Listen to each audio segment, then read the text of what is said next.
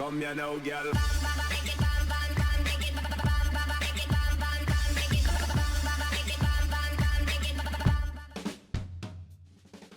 Hello and welcome to What's Map, your one-stop shop for everything workshop. I'm BonBonB and you're very, very welcome.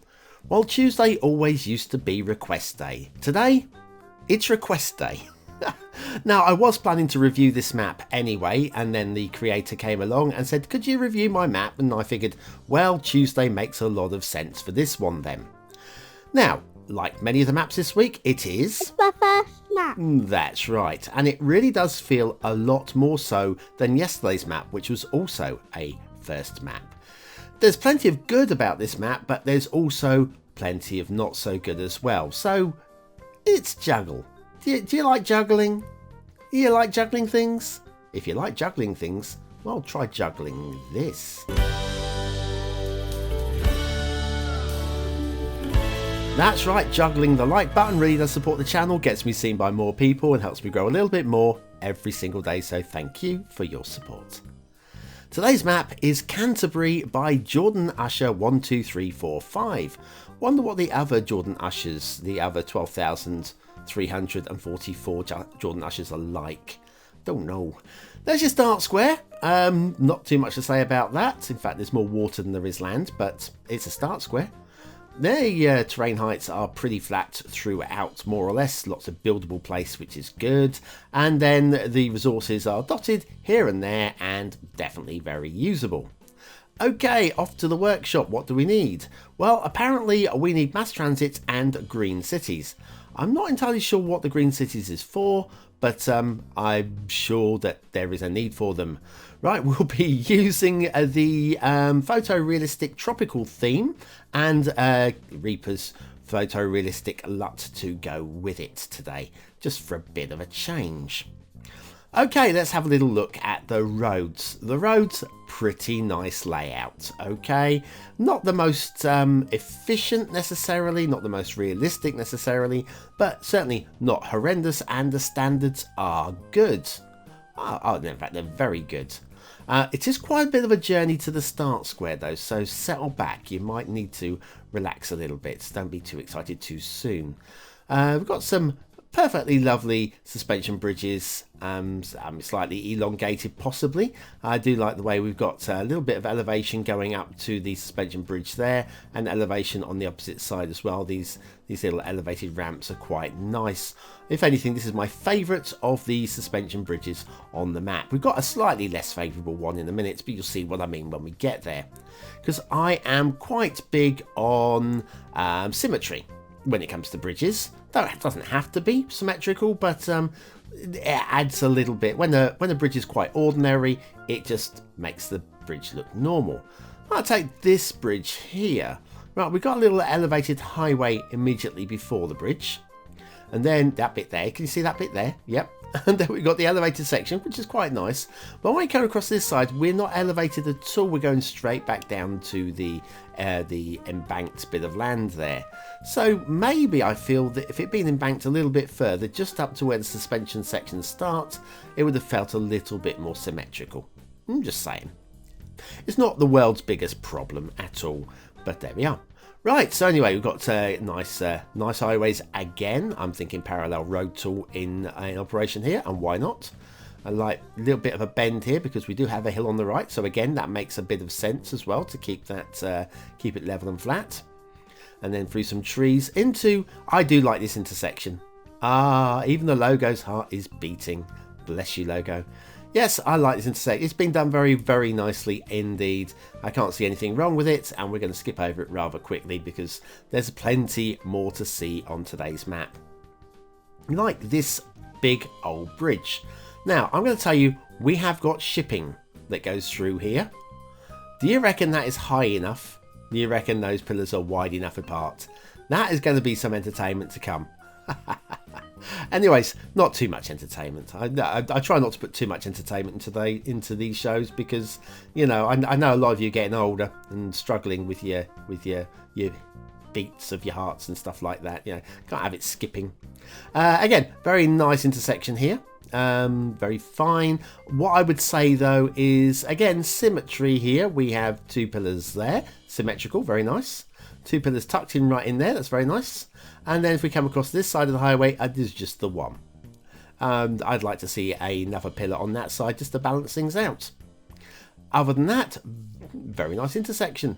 Then we've got the merge of lanes, 2s into 2s into 1s into this national road. All very good. Now, going down towards the start square. I did promise you it was a bit of a drive to the start square, and we still have quite a bit of a drive to the start square. We do have this suspension bridge first of all, which we'll have a little quick glance at there. Everything good with that? It'll do. It'll do. Nothing too exciting. And then around this way through the hills, lots of lovely foliage going on here. Good use of the vanilla trees again. I mean, most realistic? No, but is it more than adequate? More than adequate. Yes, more than adequate. A little bit of variation makes the map pop a little bit more. I think there could have been a little bit better use even so, but we'll get to that in the second half of today's show. I'm not going to moan too much today. I'm going to try not to moan too much today. Anyway, we've made it to the start square. There it is. A very nice looking start square it is too. And we've also got a little collection of these little fellas. This is the Motor City Online Pack number 24 by On the Minefield. And it's a selection of 3 different cars. There's a Thunderbird, there's a Corvette, and there's a Chevy or something. I can't remember. I'm too busy opening up my factoid book to find out what cars there were. They are props and vehicles as well, so you can see them driving and place them too. Factoids because factoids. This is a long one. Quickly, hurry up, BonBonB. On this day, lights on, bing, I can see now. On this day, the 3rd of December 1926, the famous mystery writer, Agatha Christie disappeared after hearing her husband's plan to continue his love affair with another woman. 10 days later, she was found living in a health spa in Yorkshire. No explanation was given for her behaviour, though speculation ranged from amnesia to attempted suicide. It was speculated that 15,000 volunteers popped up to help the police to find her. Anyway, there you go. Sorry, Motor City Online Pack number 24 by On the Minefield. That's today's asset of the day, or assets of the day. Right, okay, shall we find some rail? There's some rail around here somewhere. There you go. Yes, I had to rush through that. There's a hell of a lot of reading for 1 minute, plus trying to find time to talk about the asset of the day. Oh, the rail. The rail is, and what we have, no stupidity with this one. There's no roller coaster going on with this one. Again, I mean, the route's fine with this one, I think, actually. I think the route is fine. If anything, it's slightly better than the roads. So there we are. Something to say. Through the trees. No trees on the line. No encroachments. All good. Little rail over road, nice and tidily done. One little grumble here. See how close these 3 pillars are together? Indicates we need a lot of support. And then we have a bit of a gap without any pillars at all.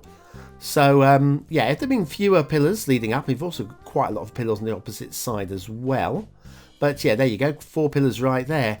If there were fewer pillars, I would have been worried less about the lack of pillars on the opposite side of that intersection over there. But yes, it could have done with maybe 1 more supporting pillar.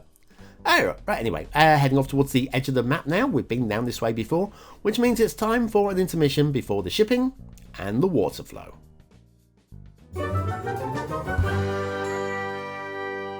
Are you confused with the difference between a mod and an asset? And what's the deal between a theme and a LUT? Then you need BonBonB's Beginner's Guide to Mods, Assets, Themes, and LUTs. Click the information button now.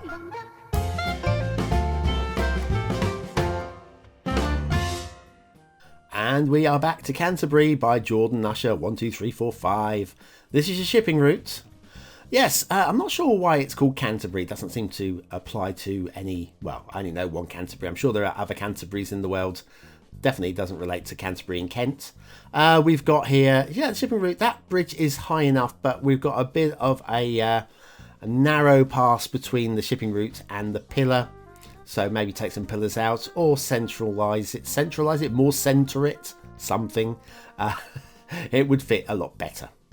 Water flow is very interesting with today's map. Like, we're going upstream here. but there's no water flow. All there is actually going downstream. There you go, see some dots there. Arrows are there as well. We're now going downstream. This is weird. Very, very weird. Big old whoosh of water there. Useful, I guess. And that comes back out here. So we have water going, where are we? Downstream here, upstream there, and back downstream. It's doing a loop. Very weird. Then we have down here, this is a start square. Right here, all of this coast is start square, or shoreline, I guess. And very little in the way of arrows going on here. Very little. Which means pollution o'clock. We've probably got some arrows if we're coming really close. There's a tiny little dotty arrow there. But trust me, that is not really strong enough and could cause some problems. There's one there going the opposite direction. Right, okay, the map as a whole, plenty of buildable space, lots of interesting opportunities.